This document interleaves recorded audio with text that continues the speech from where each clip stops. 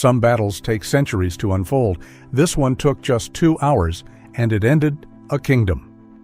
On a sweltering August day in 1526, Hungary staked its survival on a single gamble against the Ottoman Empire.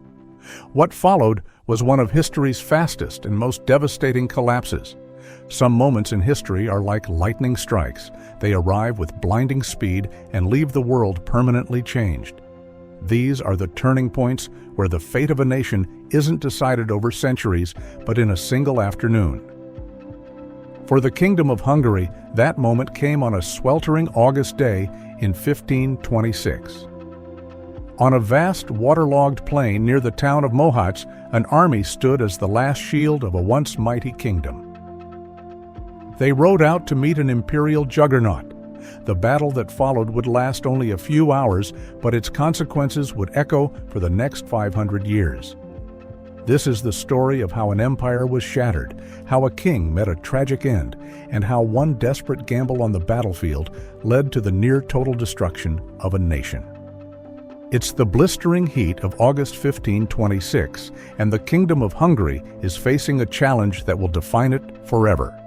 The unstoppable force of the Ottoman Empire, led by the formidable Sultan Suleiman the Magnificent, is bearing down on them.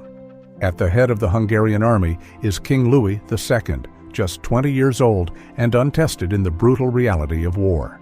He and his commanders have to make a choice that will seal their kingdom's fate. Do they fight right here and now on the plains of Mohács, trusting in the legendary power of their heavy cavalry?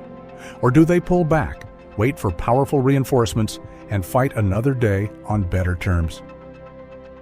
The Hungarian nobles, proud and headstrong, were demanding an immediate attack, certain their charge could break any army. Was this courage, or was it a fatal mistake?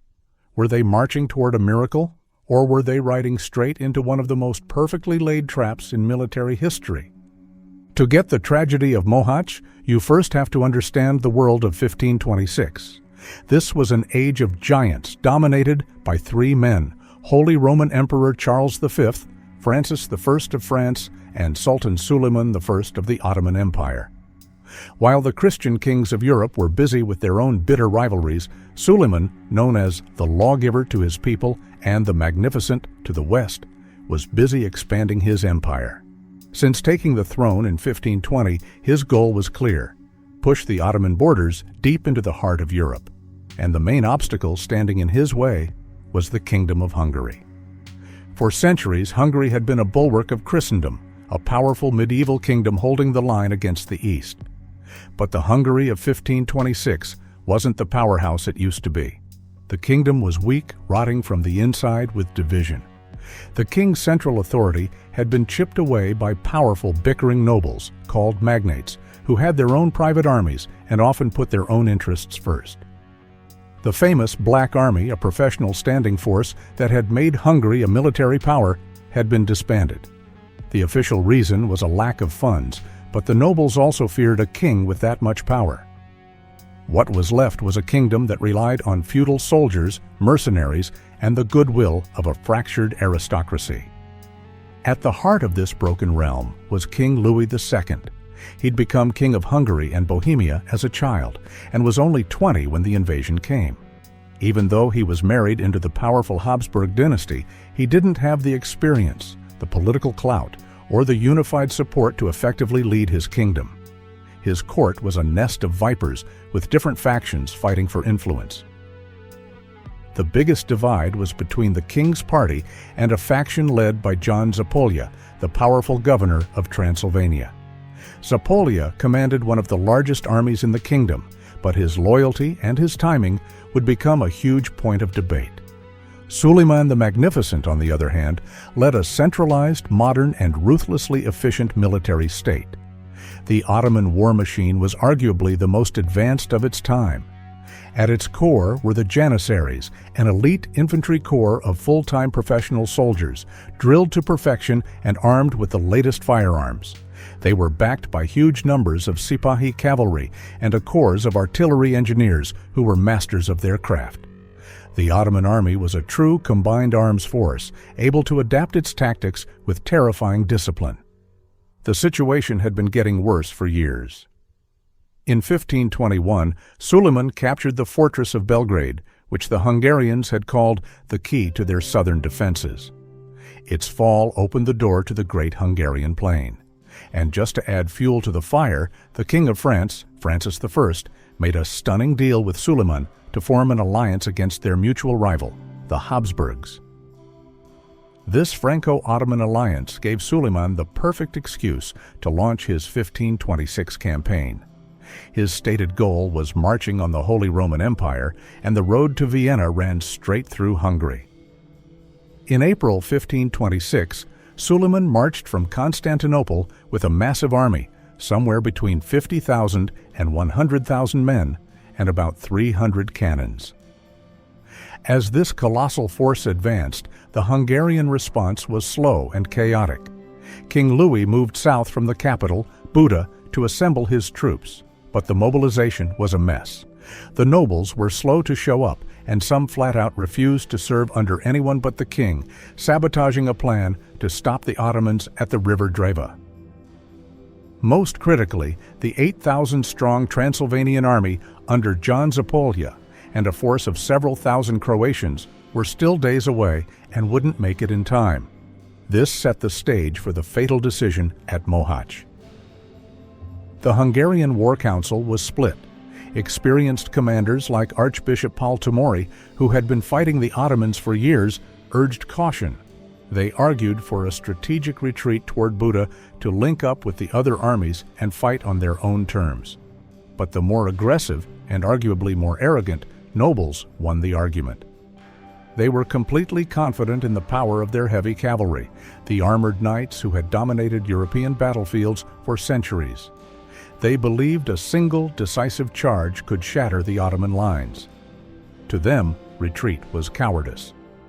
Pressured and politically outmaneuvered, young King Louis II agreed. He would stand and fight.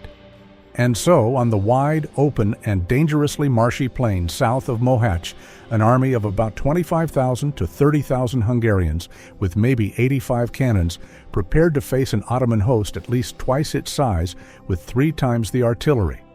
They were rested, fighting for their homes, and filled with courage.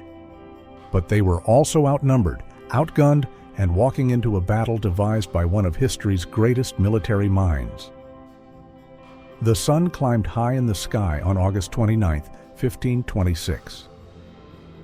The fate of a kingdom was about to be decided. The battlefield at Mohács was a flat, open plain, bordered by the Danube River and dotted with swamps from recent rains. The Hungarians had chosen this ground, thinking it was perfect for a massed cavalry charge. That assumption would prove to be a deadly one. The Hungarian army lined up in 2 main lines, a classic European formation.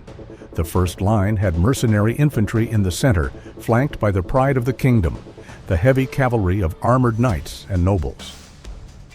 The second line was a mix of levy troops and reserve cavalry, with King Louis II himself at their head.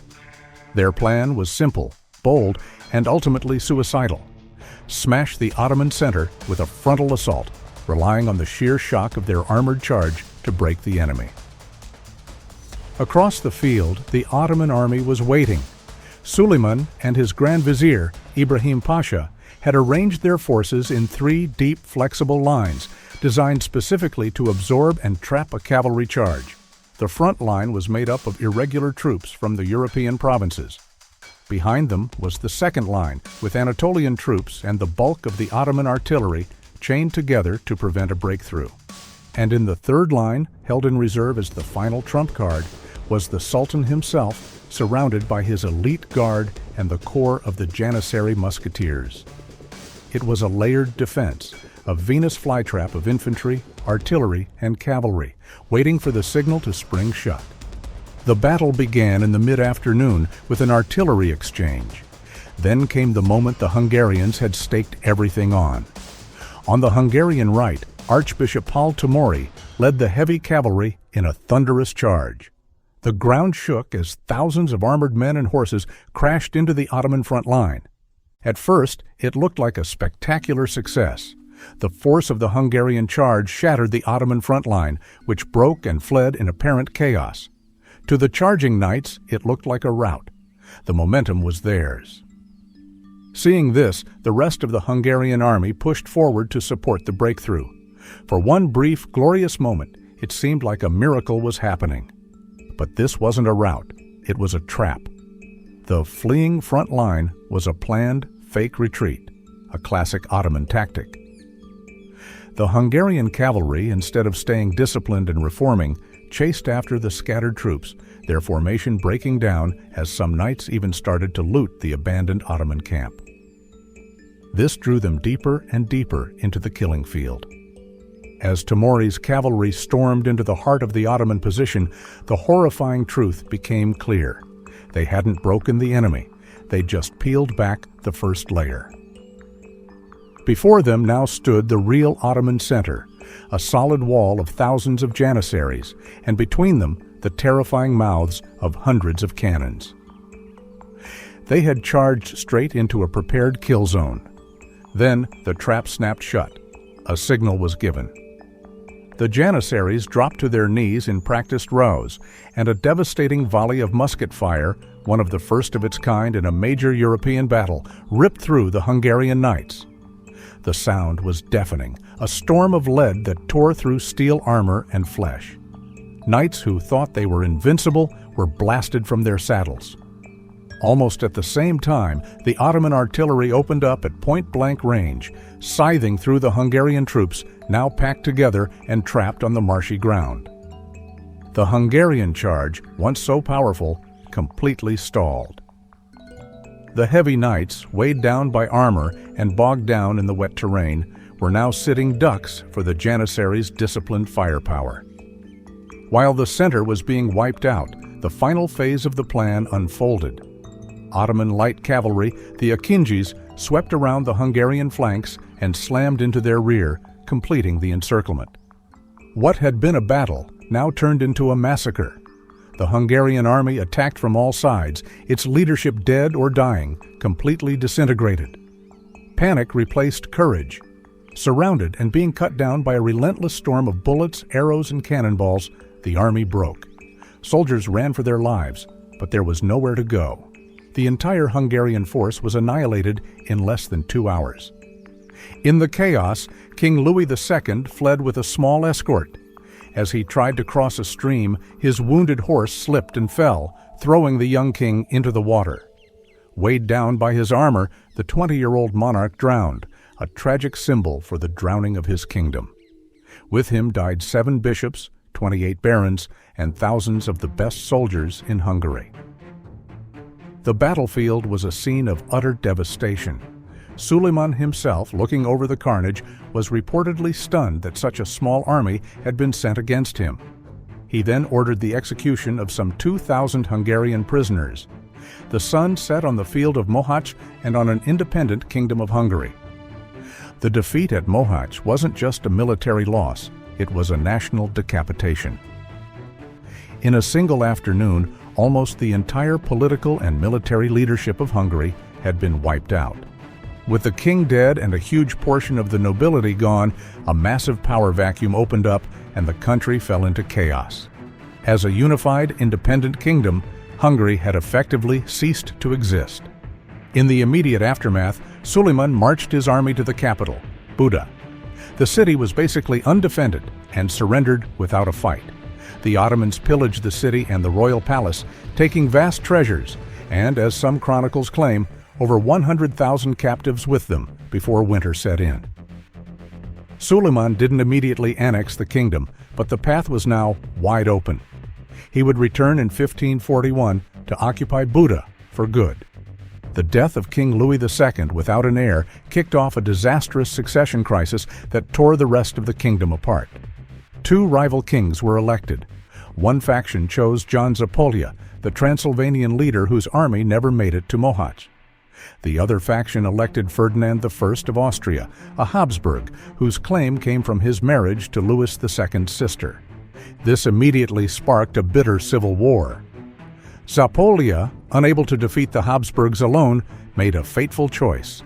He swore allegiance to Sultan Suleiman and became an Ottoman vassal. This kept him in power in the eastern part of the country, but it put him under the control of the very empire that had just crushed his homeland. The result of all this was the tripartite division of Hungary, a dismemberment that would define its geography for over 150 years. The kingdom was shattered into three pieces. The western and northern parts, called Royal Hungary, fell under Habsburg control. The central part of the country, including the capital Buda, became a province of the Ottoman Empire, and the eastern part became the semi-independent Principality of Transylvania, a vassal state to the Ottomans. This division marked the beginning of centuries of conflict. The former Kingdom of Hungary became the main battleground between two of the world's superpowers, the Habsburg and Ottoman empires. The land was ravaged by near-constant warfare, leading to immense devastation and a demographic disaster that wiped out much of the population. The Battle of Mohács didn't just end Hungarian independence, it opened the door for direct Ottoman expansion into Central Europe, leading to campaigns like the Siege of Vienna in 1529.